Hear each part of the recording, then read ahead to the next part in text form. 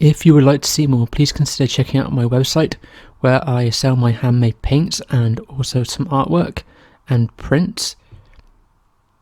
I will leave a link to my website down in the description bar below. This is a website that I set up to showcase my artwork and sell a few things. You can also view my gallery on there too.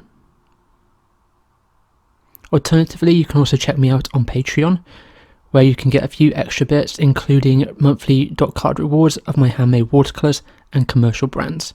Again, I will leave the link down in the description bar below if you would like to consider checking that out.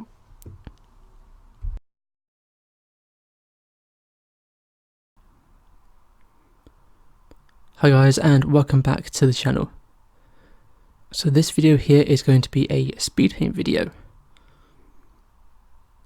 This piece here I started back in February 2019, and it took me around, I want to say 9 months to finish in total.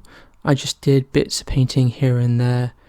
It wasn't a main focus on this piece, as I had several pieces I was focusing on, so this wasn't the only painting I was doing, so it did take a while to do in many sessions.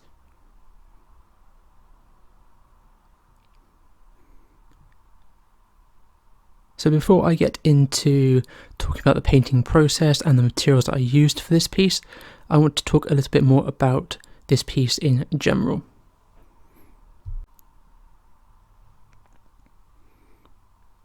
This piece is of some orchids.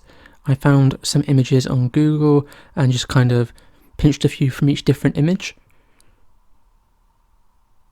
At the time when I started this piece, I honestly rushed the initial sketch of it. This ended up costing me quite a lot later on in the painting process.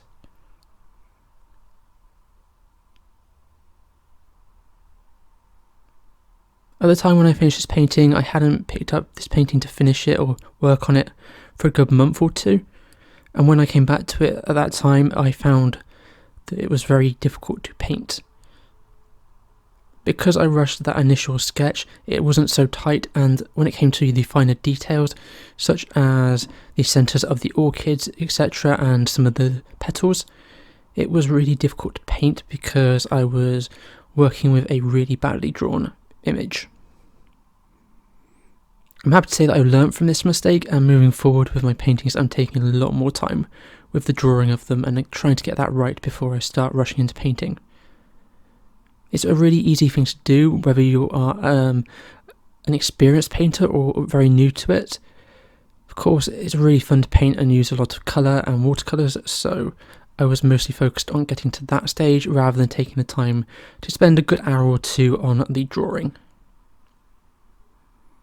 So I do please ask those of you listening out there, don't make the same mistake that I did, because you will regret it much later on in the painting.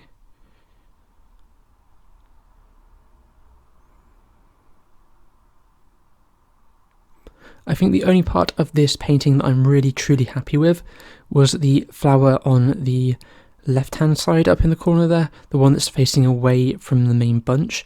I was kind of happy with that one. I think that would be the happiest I would be about this painting.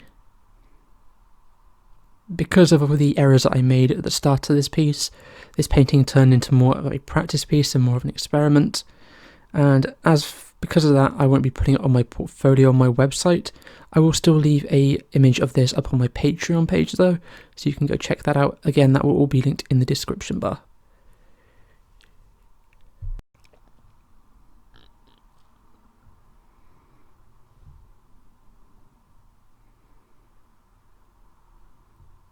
As I've mentioned, this was started quite a long time ago, so things have changed quite a lot since then. Back then I was still using my phone to do a lot of the recordings.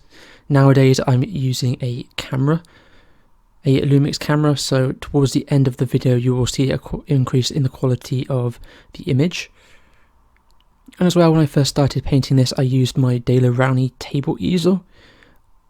While this is a little bit easier to paint on, it really isn't too good to film on because it's a bit of a pain in terms of angles.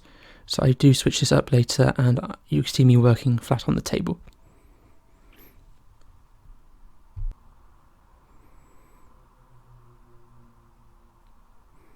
The other thing that affected the quality of this piece is that obviously it's been done over the space of like 10 months. In that time I did other paintings and my painting improved in that time. So the first few layers are not the same quality as the last few because my experience has grown a bit more and I'm a bit more comfortable painting flowers and my technique has improved. So that as well will have an effect on paintings done over a long time period.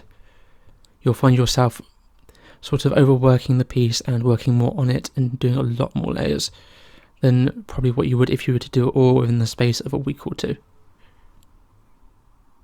But that was mostly because I was working on other projects at the same time while painting this piece.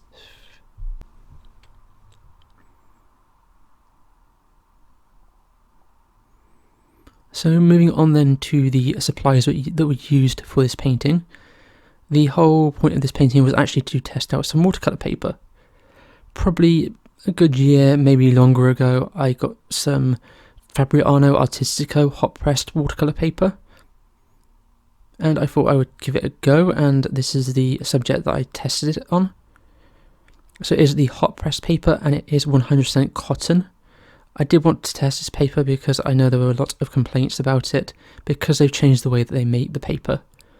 I've not tried any of the original Fabriano Artistico, which everybody seemed to love. I've only seen and tried the newer version. Apparently this is supposed to have more of a texture to the paper, but I don't really see this paper being very textured. It's quite smooth still. But yeah, I don't have anything to compare it to previously, only the other hot press papers I have tried, and it's definitely comparable to them for smoothness.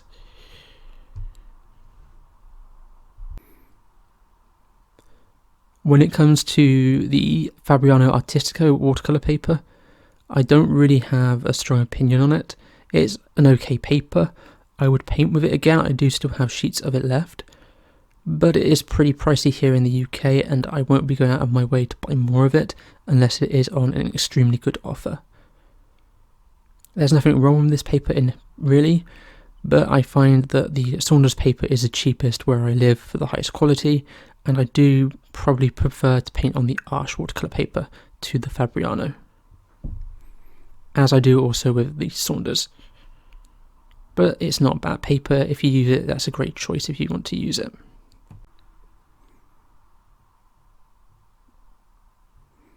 So I used a range of brushes on this project. I used some synthetic ones, some sable ones. When it came to sable, I used, I think, the Billy Shoal brushes and as well the Escoda Reserva brushes. And all my synthetic brushes are either from Escoda or from ProArt.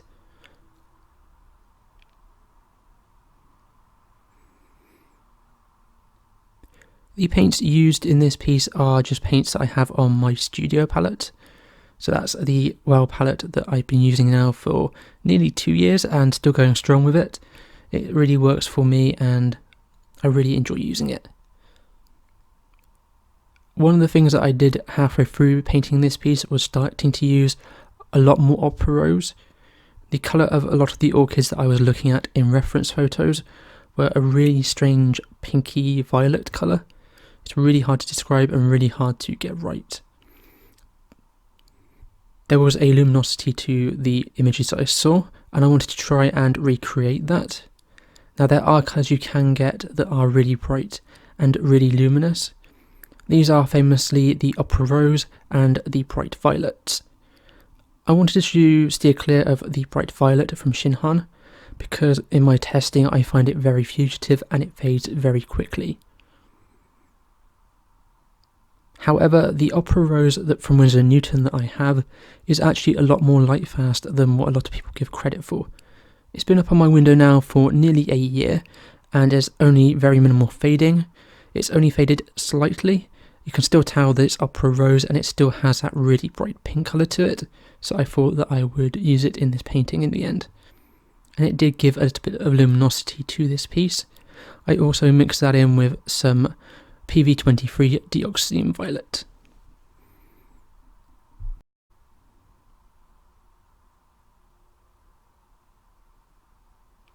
As always, I will link down below in the description bar all of the products and materials used in the making of this project, And as well, I will leave links on where to get them from. I usually get all of my stuff from Jackson's, and I will be using affiliate links down in the description bar. For those of you who don't know what affiliate links are, when you purchase something using these links, a small percentage of that sale goes towards myself, which goes towards helping this channel out. It allows me to keep making videos. These affiliate links don't actually have any extra cost to yourself, and actually you can also get some savings while using them. Jackson's offer savings when using affiliate links, so this might be helpful to you if you're looking at buying a load of art supplies or a large watercolour set. This would be great and give you some really good money off and a great discount. So do please consider using those links, as they really are a big help.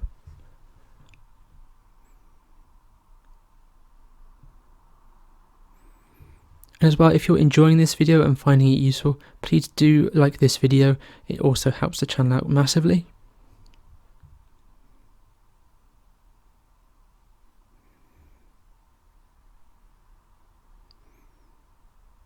So yeah, as I mentioned previously, I didn't enjoy the end painting of this result. I just felt that it was very unfinished and untidy in the end, but it was a learning experience that I got from it, which is the important thing. Not all paintings that you have to do have to be masterpieces. It's important that you learn something from it if it's not, though. And I definitely learned a lot from painting this piece. It's something that I've definitely been wanting to do and practice with and get better at botanical painting.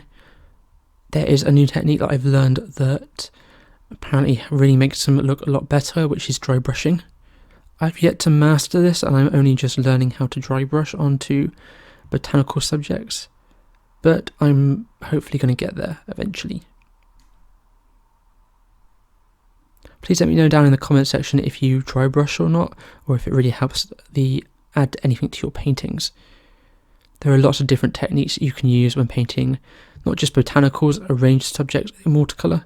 It really is a versatile medium to paint with, and there's lots of different methods you can use to paint with it. So I'm interested to know how you guys all paint and use your art supplies and what results you get. There's more than one way to skin a cat, and there's more than one way to paint.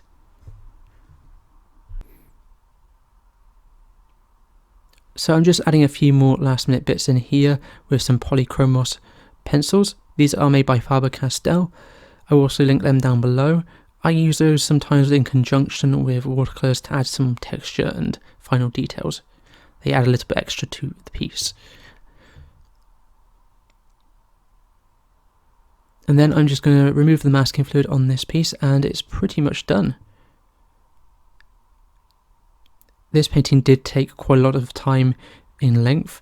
This video has been sped up by about 10 times, so imagine it's probably taken around 3 hours to paint this from start to finish.